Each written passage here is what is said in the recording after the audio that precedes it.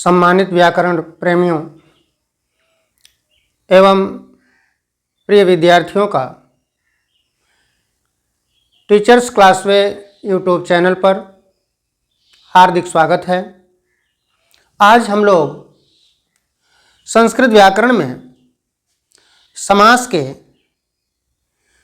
चतुर्थ भेद पर अध्ययन करेंगे। चौथा समास है द्वंद्व समास।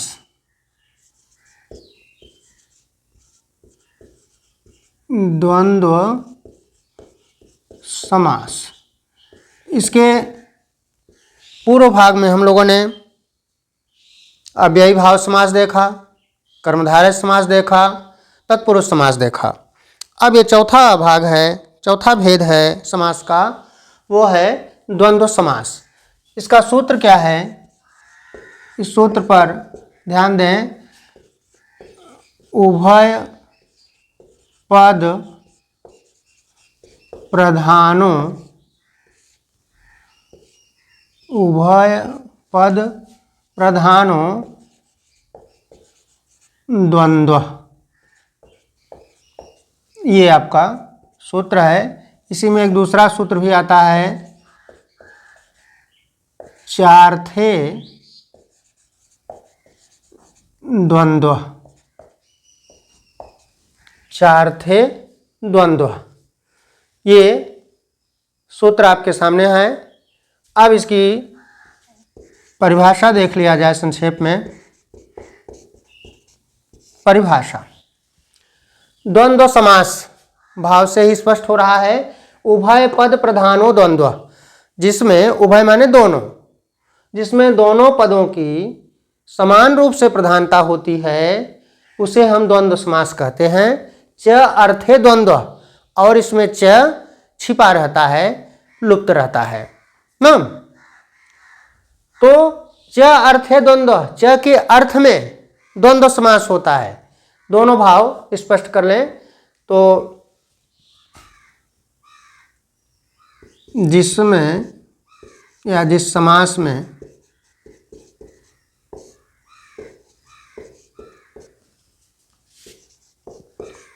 दो या दो से अधिक पदों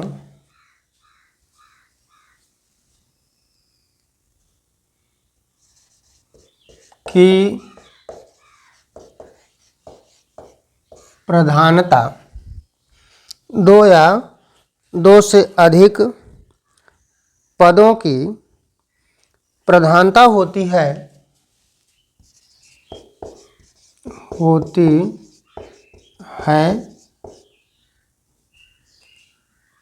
और उसी में संकेत कर दें, और पदों को च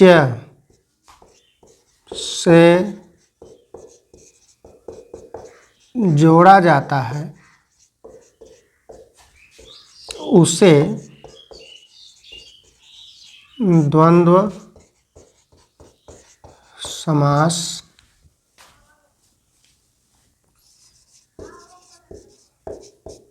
कहते हैं।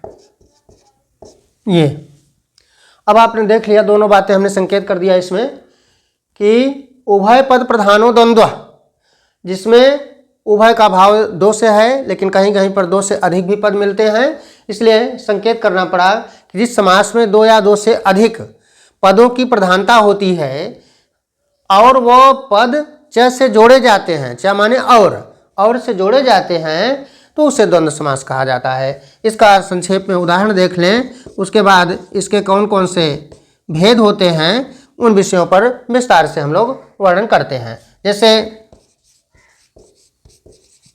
हरिश्च हरस्य ना, हरिच हरच, तो इसको जब एक साथ करेंगे आप तो हो जाएगा हरि हरव, हरिश्च हरस्य, तो हरि हरव। यहाँ पर देख रहे हैं कि द्विवचनांत है, इसलिए अंत में अंत वाले पद के हिसाब से आपने विभक्ति का प्रयोग किया है ना। तो हरिष्य हरस्य, इस तरह से एक आध उदाहरण इसमें और देख लें, फिर इसकी परिभाषा पर हम लोग चलते हैं। जैसे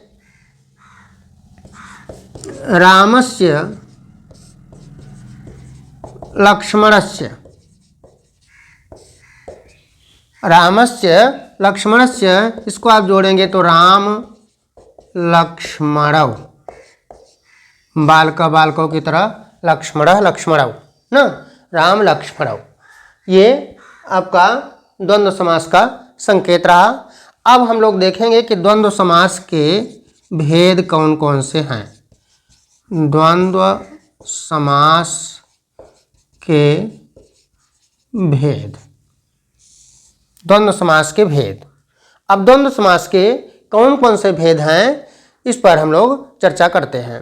तो इसमें चाहे क ख करके लिख लें, नंबर क है या नंबर 1 है, वो है इतरेतर द्वंद्व समास। इतरेतर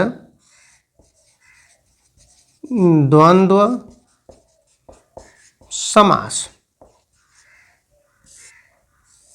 इतर इतर अलग अलग, अलग अलग पद जब एक साथ काम करते हैं, एक साथ मिश्रित होते हैं, संयमित होते हैं, वो एक साथ काम करते हैं, तो वहाँ पर इतरेतर द्वंद्व समास होता है। इसको आप परिभाषा भी इसकी संकेत रूप में लिख लें कि दो या दो से अधिक, दो या दो से अधिक अलग अलग, चाहे लिख लीजिए इतर इतर का भाव,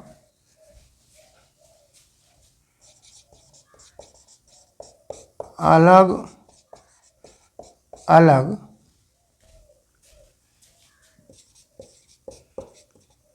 पदों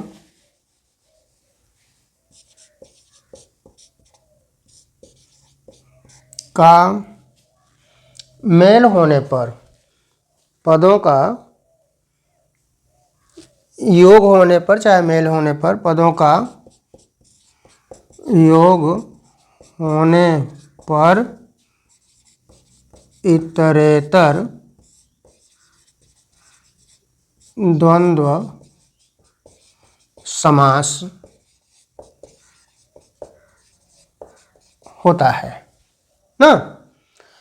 अब इसमें यदि दो पद हैं तो द्विवचनांत, और दो से अधिक हैं तो बहुवचनांत हो जाता है। इसको भी लिख नहीं रहे हैं, आप भाव से समझ लेंगे कि उदाहरण जब देखेंगे आप कि दो पद रहेगा तो अंतिम वाले के अनुसार उसमें द्विवचन का प्रयोग होगा, और दो से अधिक पद रहेंगे तो उसमें बहुवचन का प्रयोग होगा। ये चीज़ आप ध्यान में रखेंगे।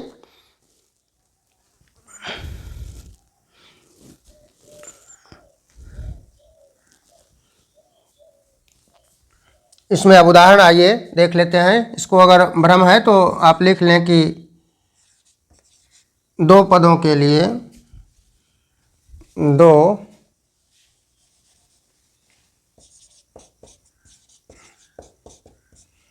पदों के लिए द्विवचन तथा दो से अधिक पदों के लिए बहुवचन का प्रयोग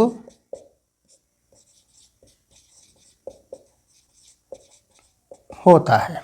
ठीक, पूरा विस्तार आपका हो गया सामने कि दो या दो से अधिक अलग अलग पदों को जब हम मिलाते हैं, एक साथ काम कराते हैं, तो उसे इतरेतर द्वंद्व समास कहते हैं। दो पदों के लिए उसमें द्विवचन का प्रयोग करते हैं, और दो से अधिक पद हो जाते हैं तो बहुवचन का प्रयोग करते हैं। तो इसका उदाहरण हम ऊपर देखिए संकेत आपको करते हैं।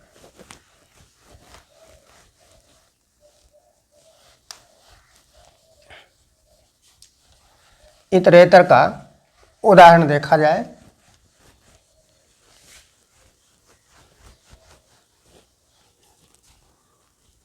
उदाहरण,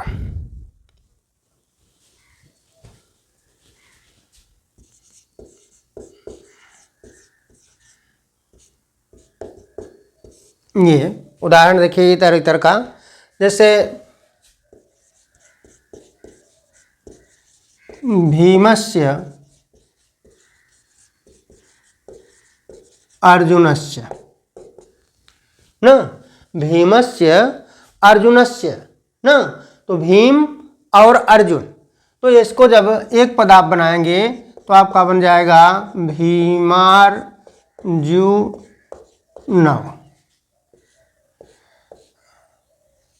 देख लें, भीमार्जुनव, भीमार्जुनव न, भीमस्य अर्जुनस्य, एक साथ दोनों का समाहार किया गया, दोनों को मिलाया गया अलग अलग पदों को, तो भीमार्जुनव शब्द बना।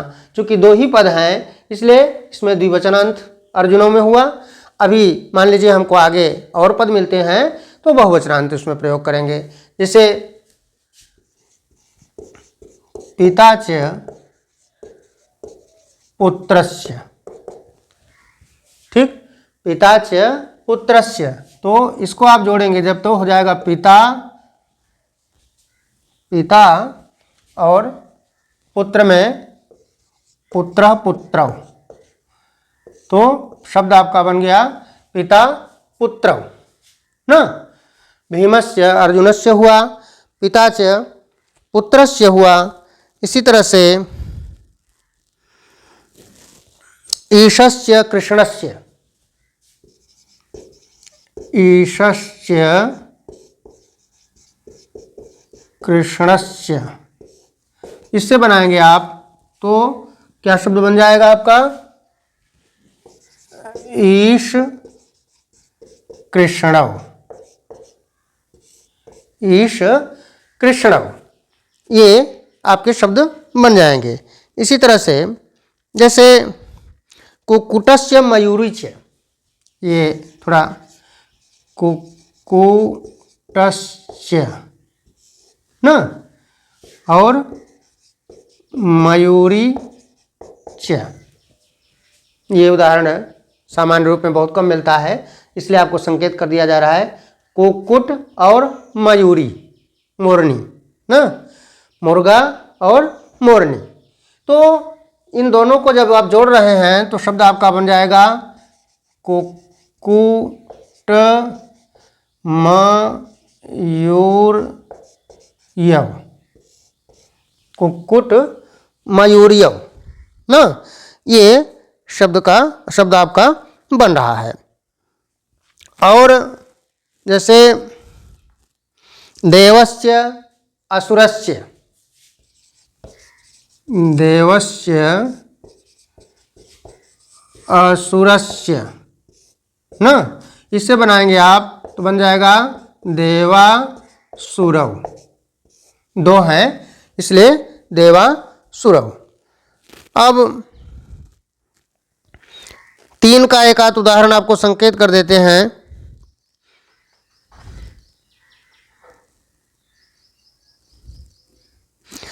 कंद मूल फलानि, अक्सर उदाहरण मिलता है जैसे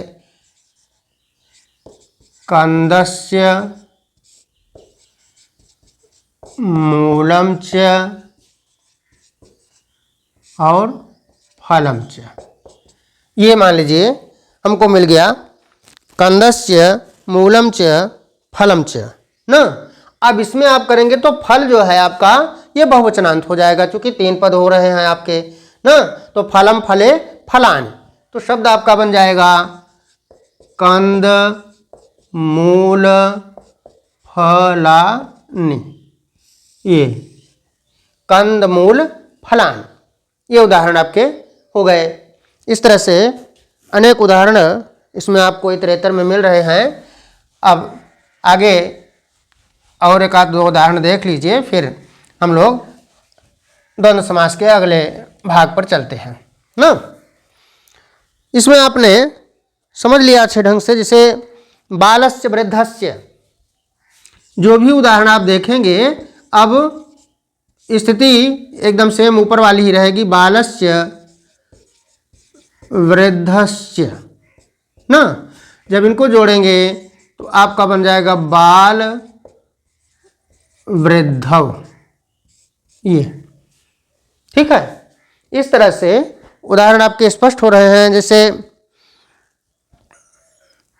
हरिहर गुरवः, ये तीनों का एक साथ मिश्रण कर रहे हैं तो हो जाएगा हरिस्य हरस्य और गुरुस्य ना, हरिस्य हरस्य गुरुस्य।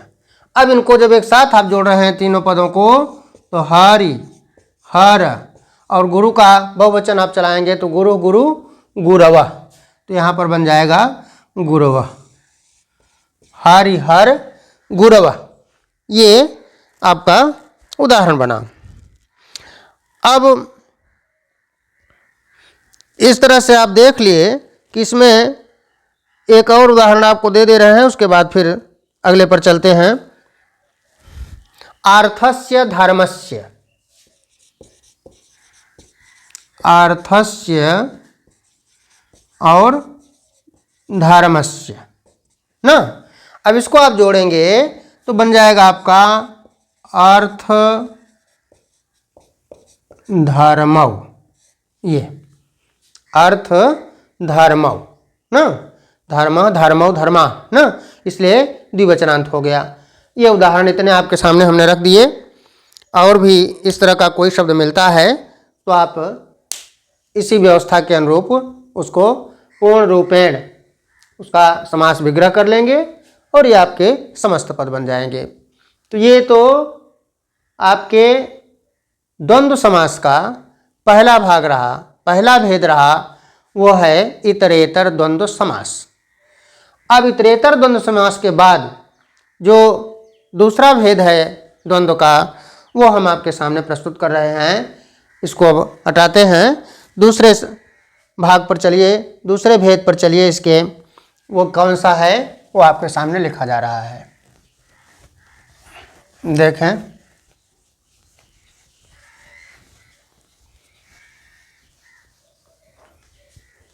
ये क के रूप में लिखा था, ये ख संकेत कर देते हैं। वो है समाहार द्वंद्व समास, समाहार द्वंद्व समास। समाहार माने आप समझते हैं मेल ना, समाहार किसी को मिश्रित करना, किसी को मिलाना ना। तो समाहार का भाव यहाँ पर, इसकी परिभाषा आप देख लें कि जिसमें अनेक पदों के समूह का बोध होता है ना, जिसमें अनेक पदों के समूह का बोध होता है, उसे समाहार द्वंद्व समास कहते हैं।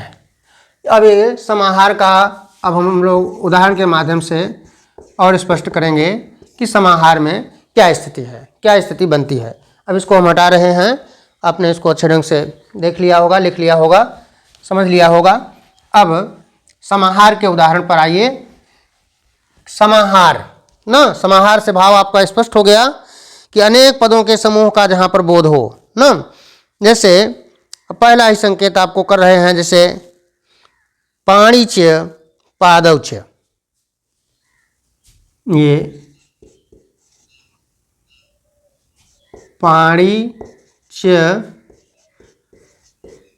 पादौ च ना, पाणी च पादौ च।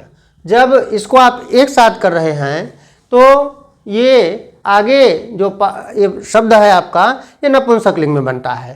तो जब इसको समस्त पद बनाएंगे आप तो बन जाएगा पाणि पादम। पाणि माने हाथ, पाद माने पैर ना। तो पाणि च पादौ च पाणि पादम ना, ये आपका नपुंसकलिंग ना। नपुंसकलिंग एक वचन में प्रयोग किया जाता है। अह च रात्रिश्च, अहस्य रात्रिश्च, इसको जब जोड़ रहे हैं आप तो बन जाएगा आपका अहो रात्रम नपुंसकलिंग में, अहो रात्रम। अर्थात जो भी पद आपके बनेंगे यहाँ पर वो नपुंसकलिंग के होंगे, एक वचन के। तो इसलिए अह च रात्रिश्च अहोरात्रम ना। ऐसे अनेक उदाहरण समाहार के आपके पास हैं। रथास्य अश्वास्य, रथास्य अश्वास्य ना, रथ और अश्व, तो इसको आप जोड़ेंगे तो बन जाएगा रथाश्वम। क्योंकि नपुंसकलिंग एक वचन में बनना है तो रथाश्वम ना। इस तरह से आप देखें, जैसे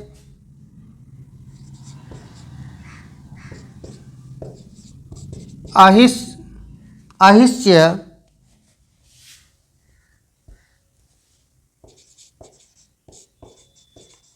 नकुलस्य, तो इसको जब जोड़ेंगे तो बन जाएगा आपका अहि नकुलम ना। अहिष्य नकुलस्य, सांप और नेवला, अहि नकुलम। इस तरह से आपका शब्द बन रहा है। अब और उदाहरण इसमें संकेत आपको कर दे रहे हैं, जैसे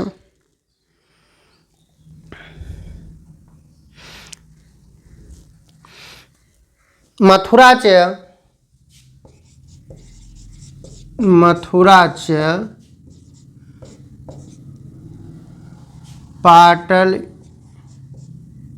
पाटली पुत्रस्य न। मथुरा च पाटली, पाटली शब्द, पाटली छोटी की मात्रा कर दें, पाटली, मथुरा च पाटल पुत्रस्य। जब इसको आप जोड़ेंगे तो ये बन जाएगा आपका मथुरा पाटली पुत्रम। ये मथुरा पाटलिपुत्रम ना। उदाहरण आप समाहार का देख रहे हैं, कई उदाहरण आपके सामने हो गए हैं। जैसे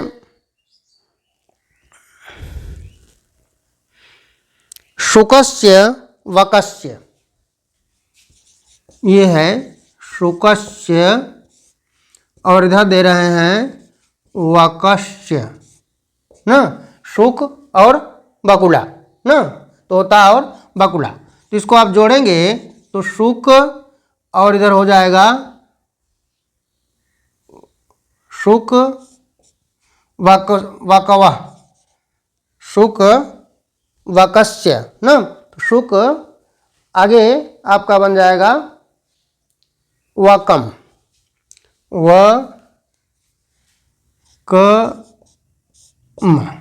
शुक वकम ना। शुकस्य वकस्य, शुक वकम, तोता और बगुला। ठीक है, ये अनेक उदाहरण समाहार का भी आपके सामने प्रस्तुत कर दिया गया। जैसे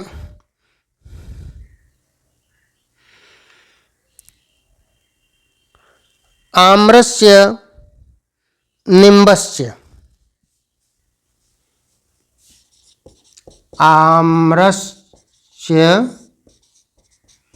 निम्बस्य ना। तो इससे आप जब बनाएंगे तो आम्र निम्बम, ये शब्द आपका बन जाएगा आम्र निम्बम। ठीक है ना, अनेक उदाहरण हो गए। अब इसका जो अगला भाग है उसकी ओर हम लोग चलते हैं। आपको अच्छे ढंग से समझ में आ गया होगा। जैसे काकस्य, उलूकस्य, ये भी शब्द मिलता है। काकस्य उलूकस्य ना, काक, कौआ और उल्लू, इनको जब एक साथ जोड़ेंगे आप तो क्या बन जाएगा? काको लूकम। काक और उलूक और उ को मिला दिया तो आपका आर्गुण गुण संधि से होकर के काको लूकम बन गया ना। ये आपके समाहार के उदाहरण रहे। अब समाहार भी आपने अच्छे ढंग से समझ लिया कि अनेक पदों का समूह ना, अनेक पदों के समूह का जहां पर बोध हो रहा है और वह समस्त पद बनते समय नपुंसक लिंग एक वचन में ही प्रयुक्त होगा, ये आपको विशेष ध्यान रखना है। और इस तरह से आपका समस्त पद सामासिक पद बन करके तैयार हो जाएगा। तो ये अनेक उदाहरण आपके सामने प्रस्तुत हो गए हैं, आप इसको अच्छे ढंग से समझ गए होंगे। अब हम नंबर 3 पर चलते हैं, वो है आपका नंबर 3। ये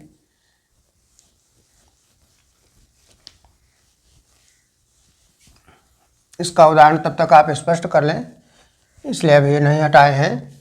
तब तक हम नंबर 3, जिसको आप अब ग भाव से कह सकते हैं, क ख ग, तो ये है एक शेष द्वंद्व समास। एक शेष द्वंद्व समास। एक शेष अपने आप ही आप स्पष्ट हैं शब्द से ही कि एक शेष ना, तो सीधा लिख रहे हैं कि 2 या 2 से अधिक पदों में से 2 या 2 से अधिक पदों में से एक पद शेष, एक पद शेष रहता है,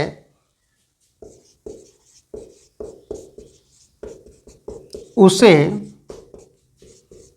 एक शेष द्वंद्व समास कहते हैं। ये आपने उदाहरण देख लिया एक शेष द्वंद्व का ना, कि 2 या 2 से अधिक पद हों और उसमें से केवल एक ही पद शेष बचेगा तो आपका एक शेष द्वंद्व समास हो जाएगा। वो अर्थ सभी पदों का देगा। चाहे तो यहाँ संकेत आप समझ सकते हैं कि एक शेष पद समस्त पदों का अर्थ प्रदान करेगा। जो आपका एक पद बचेगा वो पूरे जितना आपका समास विग्रह रहेगा, जो जो पद उसमें रहेंगे सभी पदों को एक साथ उसी एक पद में समाहित माना जाएगा। जैसे उदाहरण आप अभी देख रहे हैं तो और आपका निश्चित हो जाएगा, क्लियर हो जाएगा। उदाहरण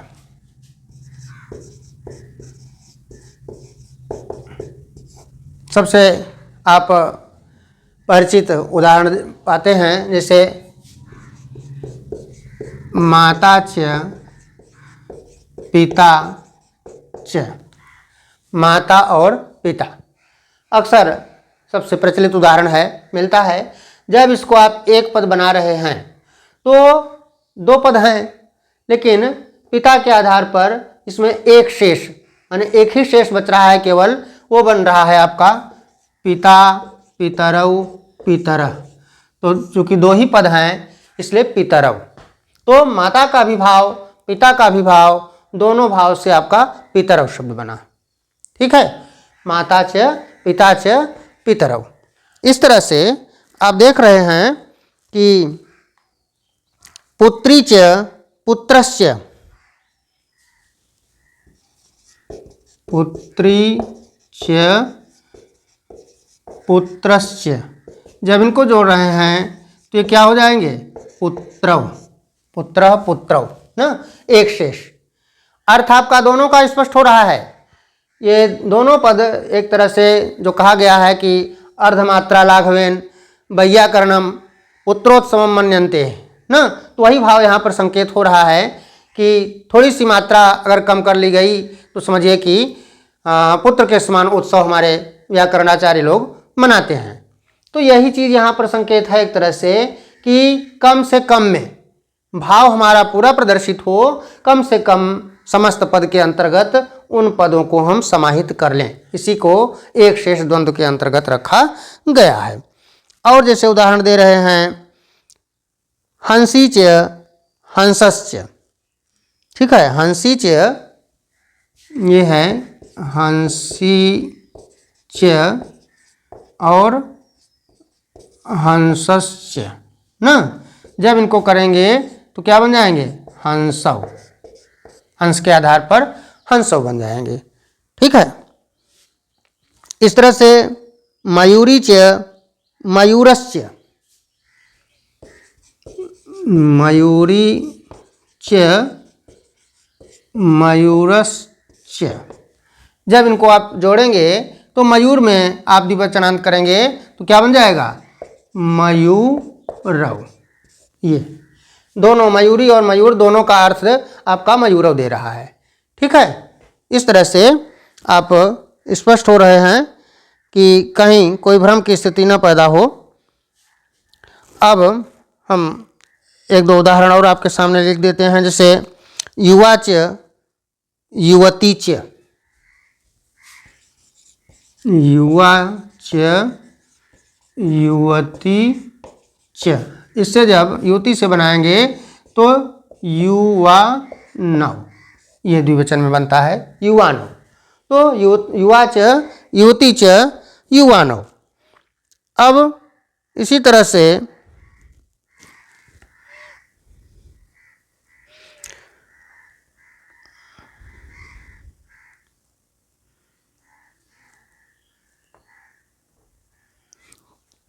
और एक आध उदाहरण आपके सामने रख दे रहे हैं। उसके बाद फिर आगे चलते हैं। केशवस्य केशवस्य, कभी कभी ऐसे भी शब्द आते हैं कि एक ही शब्द दो बार आ जाते हैं, केशवस्य और फिर केशवस्य। ये उदाहरण आप देखें और आप निश्चिंत हो जाएंगे। केशवस्य केशवस्य दोनों एक ही शब्द हैं, दो बार आ रहे हैं, तो दो केशव, इनको जब एक साथ आप जोड़ रहे हैं तो बन जाएगा केशव। ये केशव ना, द्विवचनांत कर दिया आपने, केशव शब्द आपका बन गया। जैसे ब्राह्मणस्य ब्राह्मणस्य, ये भी शब्द आपका बन जाएगा ब्राह्मणस्य